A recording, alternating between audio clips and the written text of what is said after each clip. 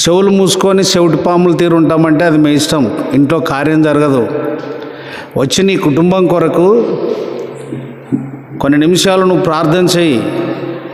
ఆ దినాన ప్రభు నీ కుటుంబాన్ని నడిపించి ఒకవేళ దేవుని దాసుల ద్వారా మాట్లాడి కార్యం చేయవచ్చు. కాబట్టి నిర్లక్ష్యం చేయొద్దు. ఇంత గొప్ప రక్షణను నిర్లక్ష్యం అంటే ఇట్లనే సలి దండికి పెట్టచ్చు. కానీ నీ కుటుంబం కొరకు నువ్వు రా. మీకంటే ఎక్కువ సలి నాకు పెడుతుంది, ఇక్కడ లోపలికి వచ్చిన వాళ్ళకి కూడా పెడుతుంది. మరి పండుకుంటాను, నా కుటుంబాన్ని చెడగొట్టుకుంటానంటే అది మీ ఇష్టం. కానీ చేసేటందుకు జ్ఞాపకం చేస్తాను. 1 కొరింథీ 15:58 తీయండి.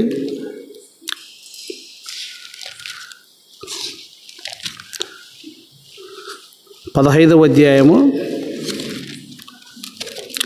58వ వచనం. అందరూ చదవాలి. తీసుకొని అందరూ చదవాలి.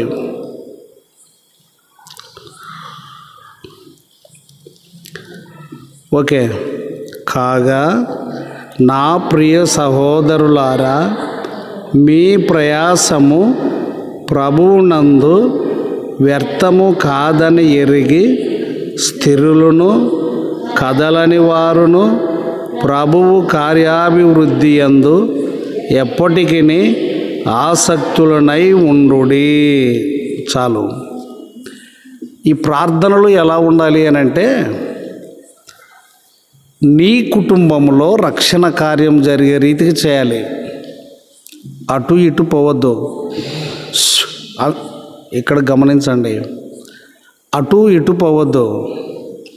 ప్రతి కుటుంబంలో లోటుపాట్లు ఉన్నాయి. కేవలం నీ కుటుంబమును గూర్చే రేపు 13, 14, 15 3 రాత్రులు మనం ప్రత్యేకించుకున్నాము. రెండవది దేవుని దాసులను పిలిచాము, పత్రికలు కొట్టించాము. నీ కుటుంబ విషయము బయట నుంచి ఎవరైనా వస్తే వారిలో కూడా కార్యం జరిగినట్లు ఈ 2 విషయాలు 2 నిమిషాలలో ముగించాలి. మనం ప్రతి రాత్రి 7:30కు ప్రారంభిస్తున్నాము. పాటలు, బైబిల్ స్టడీ, ఇంకా ఇవన్నీ 9కి మనం ముగించుకోవాలి. ఎవరన్నా మిగిలిన 9కి ముగించబడుతుంది. ఎందుకంటే పనులు చేసి వస్తారు, వాతావరణం మన అనుకూలంగా ఉన్నది. నీ కుటుంబ విషయం ఒకటి, బయట నుంచి ఎవరైనా వచ్చేవాళ్ళు సమాధాన స్థితి పొందుకొనున్నట్లు ఇంకా ఎక్కువ నువ్వు అటు ఇటు పోకూడదు, క్లుప్తంగా ఉండాలి. ఇక్కడ ఏముందంటే, ప్రభువునందు మీ ప్రయాసము వ్యర్థము కాదని ఎరిగి స్థిరులను కదా కదలని వారును ప్రభు కార్యాభివృద్ధి యందు ఎప్పటికీ. ప్రసంగి గ్రంథంలో ఒక మాట ఉంది, కార్యారంభము కంటే కార్యాంతము మేలు. ఈ ప్రార్థన కూడిక ఈ దినము నిన్నటి నుంచి ప్రారంభించాము. కూడికలు జరిగే వరకు మనము తప్పనిసరిగా ప్రార్థించాలి. పట్టుదలతో కూడిన ప్రార్థన. ఆసక్తి విషయంలో మందబుద్ధి వద్దు. నువ్వు అటు ఇటు వెళ్ళొద్దు. నా కుటుంబంను గూర్చి నేను నూతన కార్యం జరిగినట్లు నీ కుటుంబంను గూర్చి నువ్వు 2 నిమిషాలు. సామెతలు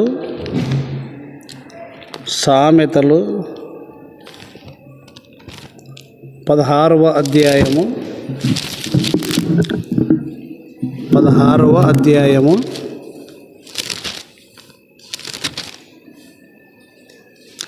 3వ వచనాన్ని చదువుకుందాము.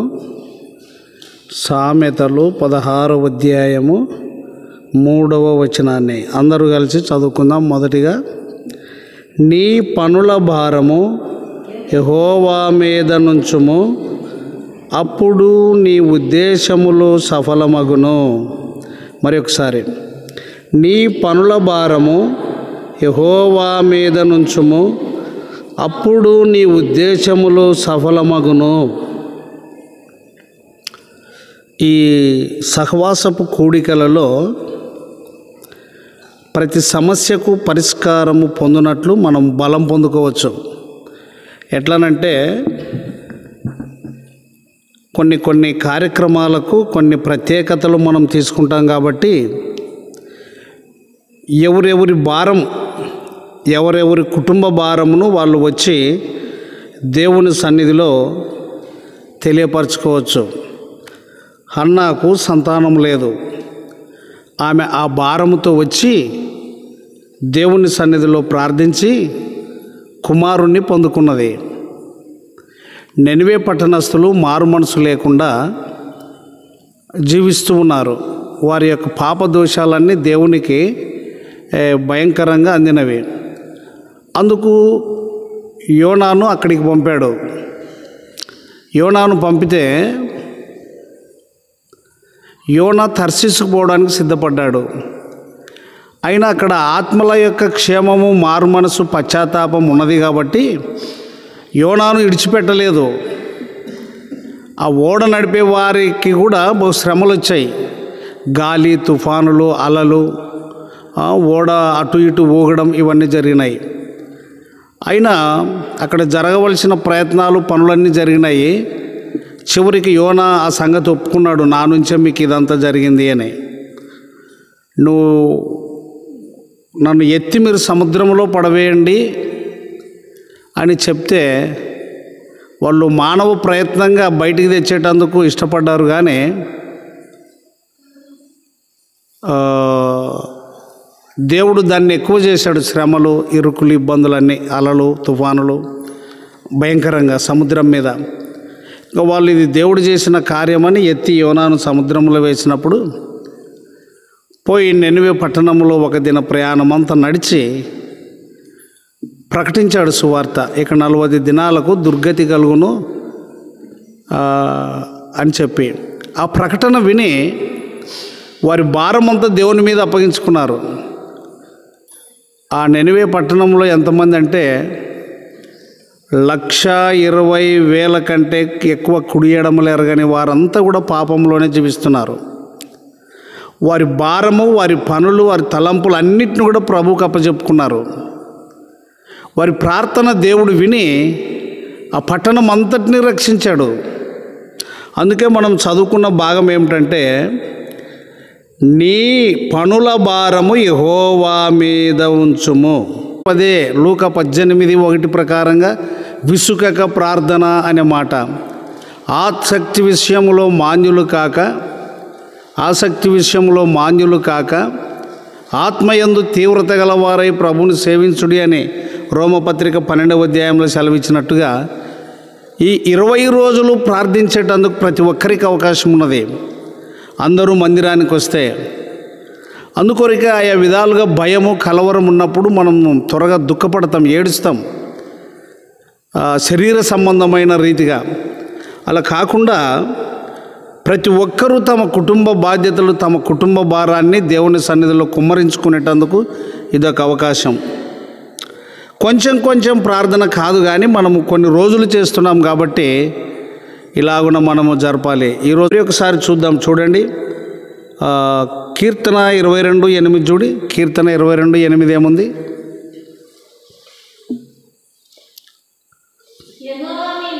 యెహోవా మీద నీ భారము మోపము,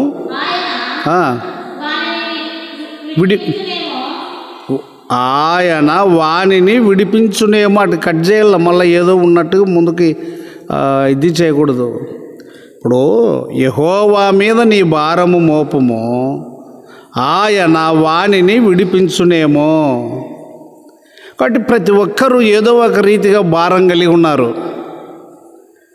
ఇక పేతురు పత్రికలోనైతే అంటాడు 5:7, 1 పేతురు 5:7, ఆయనే మిమ్మును గూర్చి చింతించుచున్నాడు గనుక మీ చింత యావత్తు ఆయన మీద వేయుడి అనే మాట ఉందా? 7వ వచనం చదువు గట్టిగా.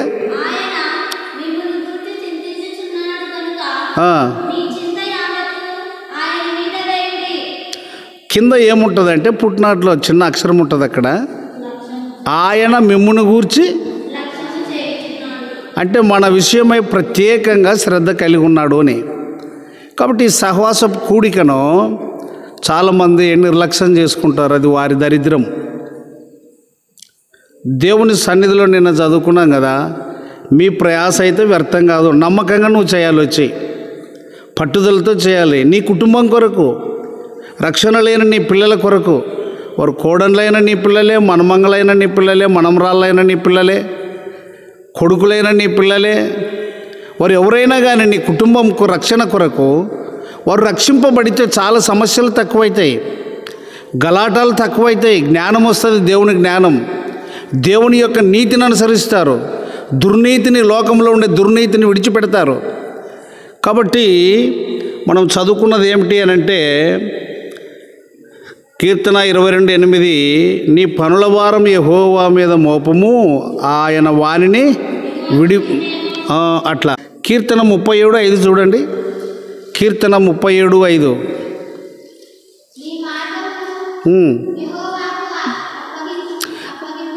నీ మార్గము యెహోవాకు అప్పగింపుము, నీవు ఆయనను నమ్ముకొనుము, ఆయన నీ కార్యము నెరవేర్చును. ఆయన నీ కార్యము నెరవేర్చును. మరలా ఇంకోటి చదవండి ఆ వచనము. 37:5 కీర్తన. నీ మార్గమును యెహోవాకు అప్పగింపుము, నీవు ఆయనను నమ్ముకొనుము, ఆయన. నినివే పట్టణస్థులు పూర్ణంగా దేవుని మీద అనుకున్నారు, పూర్ణ విశ్వాసముతో. సమస్త దుర్గుణాలన్నింటినీ మనం విడిచిపెట్టాలని తీర్మానం చేసుకున్నారు, ఉపవాసం ఉన్నారు.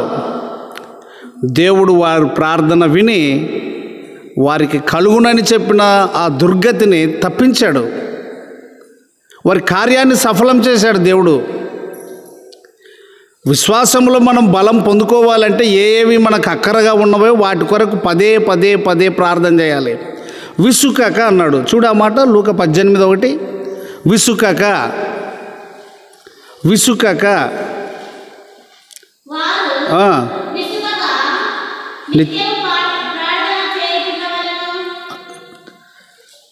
విసుకక నిత్యము ప్రార్థన. మనకు రోజు అవసరమే ఉన్నాయి, అవసరాలు ప్రతిరోజు ఉన్నాయి, ప్రతి రాత్రి ఉన్నాయి. కాబట్టి విసుకక నిత్యము ప్రార్థన చేయవలెను. విసుకక. ఇప్పుడు శత్రువుని జయించాలి అని అంటే, ఈ శత్రువుని జయించకుండా మరొక శత్రువు మీదకి పోలేవు నువ్వు. నీ ఎదుట ఏదైతే అడ్డు ఆటంకంగా అవిశ్వాసంగా బలంగా ఉందో దాని కొరకే పదే పదే పదే పదే ప్రార్థన చేయాలి. దానియేలు భక్తుడు అలాగే ప్రార్థన చేశాడు ఆ సింహబోను విషయం. షడ్రక్ మేషక్ అబేద్నెగోలు కూడా వారి విశ్వాసం బలపడు నిమిత్తం ప్రార్థన యందు పట్టుదల కలిగి ఉన్నారు. మనం ఇక 12:5 చూస్తే, అపోస్తల కార్యం 12:5 వచనం చూస్తే, సంఘమైతే అతని కొరకు అత్యాసక్తితో ప్రార్థన చేయుచుండెను అనే మాట. పేతురు చెరసాలలో ఉంచబడెను. సంఘమైతే అతని కొరకు రాత్రంతా చేశారు వాళ్ళు. అది భారముతో తీసుకున్నారు సమయాన్ని, బాధ్యతతో తీసుకున్నారు సమయాన్ని. పేతురు చెరసాలలో ఉంచబడిన సంఘమైతే అతని కొరకు అత్యాసక్తితో ప్రార్థన చేశాను. నిన్న రాత్రి చదువుకున్నాం మనం 5:17లో ఏలియాను గురించి. అతడు మరలా ప్రార్థన చేయగా వర్షం ఇచ్చాను, అతడు ప్రార్థన చేసినప్పుడు వర్షం ఆగిపోయాను. ఊక చేయలేదు అతడు. అక్కడ ఆ వచనం చూడి, మనుషుడే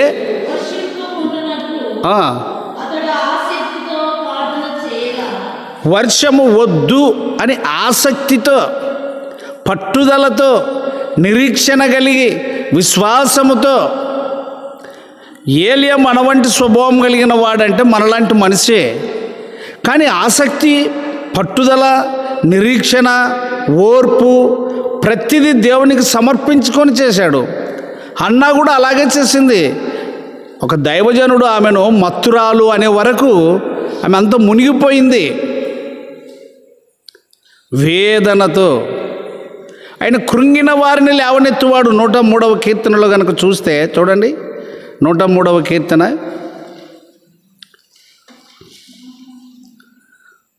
చదువుకుంటారండి. ఇంకా సన్నతించుము సన్నతించుము మరువకము, నీ దోషములన్నిటినీ క్షమించువాడు,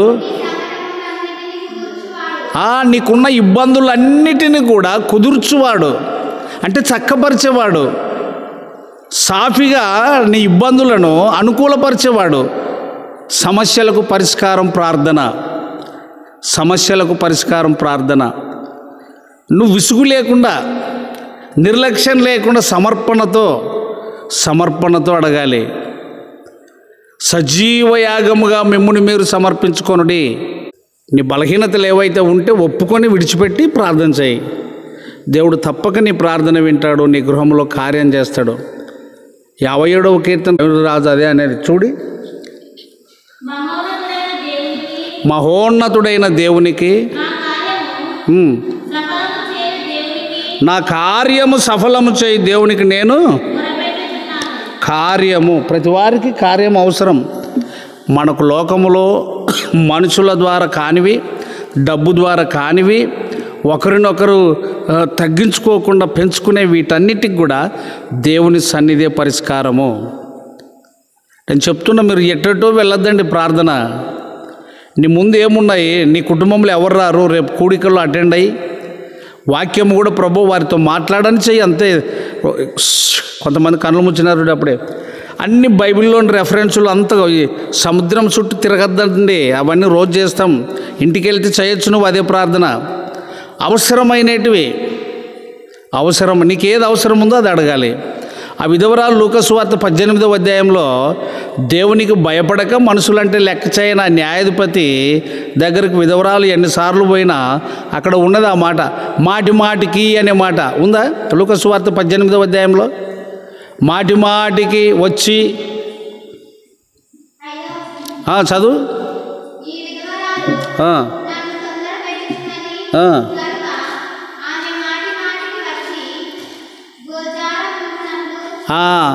పోయినప్పుడల్లా అంతే, నాకున్న ప్రతివాదికి న్యాయం తీర్చు, నాకున్న ప్రతివాదికి న్యాయం తీర్చు, పోయినప్పుడల్లా నాకున్న ప్రతివాదికి న్యాయం తీర్చు. మాటికి గోజాడకుండునట్లు ఏమన్నాడు? తనలో తాను మాటికి. దీనినే విసుకక, దీనినే పట్టుదల, దీనినే నిరీక్షణ కలిగి, నిరుత్సాహపడక, కృంగిపోక, అలసిపోక, ఓడిపోక, సోలిపోక, నువ్వు చేసేదాని మీద ఆధారపడి ఉంటుంది. మరి ఈ మాటలు వింటున్న ఎవరైనా సరే నీ కుటుంబంలోని సమస్యలు చెప్పుకోవాలనుకుంటే రండి. నీకు ఇది రుచితో లేకపోతే నీ కుటుంబంలో సమస్యలు అలాగే ఉంటాయి. నీ కుటుంబ విడుదల కొరకు లేక నీ కొరకే కూడికలు, కార్యము జరగాలి.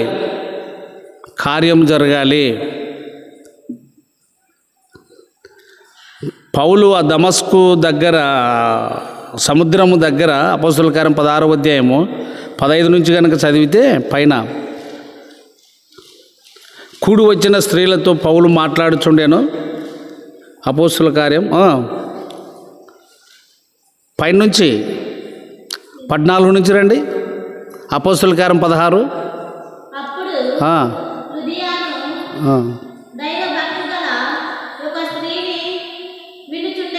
పైన 13, 12 అట్లా.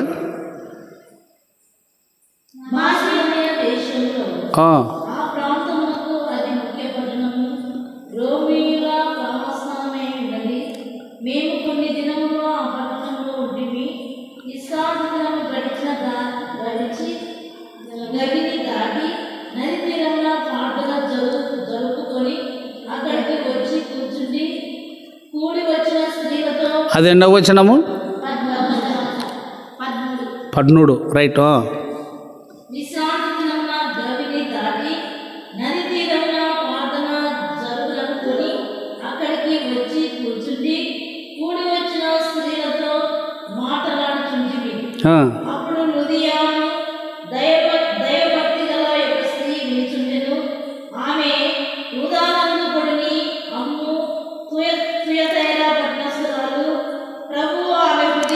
తెరిచెను గనుక మాటల యందు లక్ష్యముంచెను. కూడి వచ్చిన స్త్రీలతో మాట్లాడారు. రేపు కూడికల్లో నువ్వు అడగాలి, నువ్వు అడగకుండా అయితే కార్యం జరగదు. నీ కుటుంబ విషయం నీకు 20 రోజులు టైం ఉంది. నీ కుటుంబ విషయం శ్రద్ధ తీసుకో. నీ కుటుంబ విషయము పట్టుదలతో అడుగు. ముందు నీ బలహీనతలేటు ఒప్పుకొని అడుగు. ఖచ్చితంగా ఆయన అబద్ధం ఆడుటకు మానవుడు కాదు దేవుడు. నీ ఇంట్లో ఎవరు రక్షింపబడరో, ఎవరు రారో, ఎవరు ఎలాగుండారో నీకు తెలుసు. దాని విషయం పట్టుదలతో నువ్వు అడుగు. అటు ఇటు వెళ్ళొద్దు. 2 నిమిషాలు నీ కొరకు, నీ కుటుంబం కొరకు. అందరూ తమ తమ కుటుంబాల కొరకు చేసినప్పుడు సంఘమంతటి కొరకు మనం చేసినట్టుగా ఉంటుంది. మోకరి